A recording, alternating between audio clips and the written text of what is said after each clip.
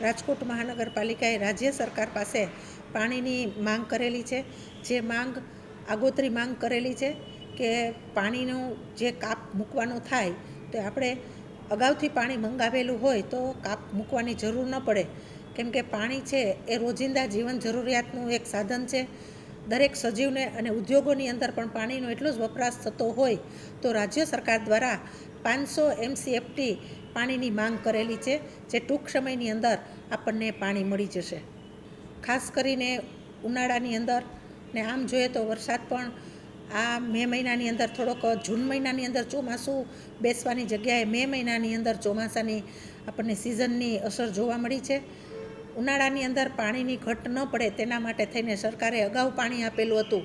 ગે વખત કરતાં આ વખતે પણ આગોતરું પાણી આપણને ટૂંક સમયની અંદર રાજકોટ મહાનગરપાલિકાના ડેમની અંદર આપણને પહોંચી જશે.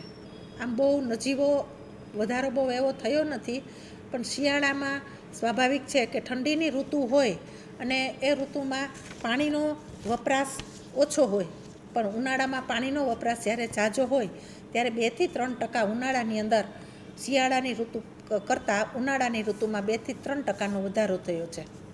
નવા ભરેલા વિસ્તારને પાણી મળી રહે તેના માટે થઈને રાજકોટ મહાનગરપાલિકામાં આ વખતે આપણે DI પાઇપલાઇન પણ નખાવેલી છે. તેમજ વોર્ડ નંબર 12ની અંદર જેટકો પંપ દ્વારા પણ નજીકના વિસ્તારમાં પાણી મળી રહે અને પૂરા ફોર્સથી મળી રહે એટલા માટે તે પંપ પણ આપણે ચાલુ કરાવી દીધો છે. જે વિસ્તારો નવા ભર્યા છે એ વિસ્તારોને પણ પૂરતું પાણી મળી રહે તેના માટે રાજકોટ મહાનગરપાલિકા ખૂબ પ્રયત્ન કરી રહી છે. બહેનોનો આ એક પાણીનો પ્રશ્ન છે, બહેનો માટે વિશેષ પ્રશ્ન છે, કેમ કે ઘરની શરૂઆતથી કામ કરવાની શરૂઆત બહેનોના હાથે થતી હોય છે, ત્યારે સ્વાભાવિક રીતે આપણે પાણીનો બગાડ ન કરીએ. પાણી છે એ કુદરતી સંપત્તિ છે. એ કુદરતી સંપત્તિને આપણે ભવિષ્યમાં સાચવવાની ખૂબ જરૂર છે. રોડ રસ્તાની અંદર આપણે જે પાણી વધારે ધોય છે એ આપણે પાણીનો બગાડ વધારે પડતો થતો હોય તો તે ન કરીએ. આપણે જ્યારે પાઠ્યપુસ્તકની અંદર ભણતા કે ગાંધીજી સાબરમતી નદી 2 કાંઠે વહી જતી હતી, છતાં બાપુ ખપ પૂરતું 1 લોટો પાણી પોતાના દાંતણ માટે વાપરતા હતા.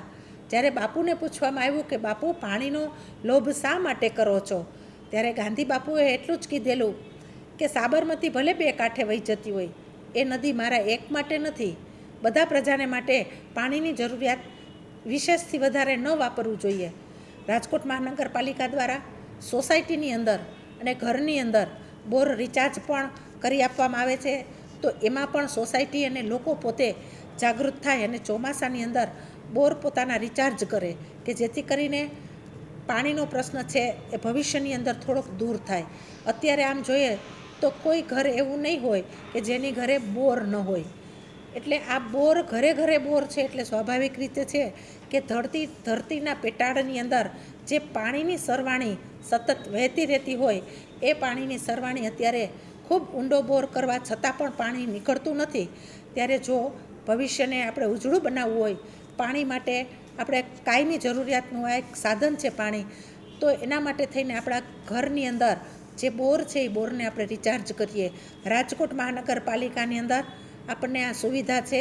જેને પણ સુવિધાનો લાભ લેવો હોય તે તમામ જનતા રાજકોટ મહાનગરપાલિકાની અંદર આ યોજનાનો લાભ લઈ શકશે.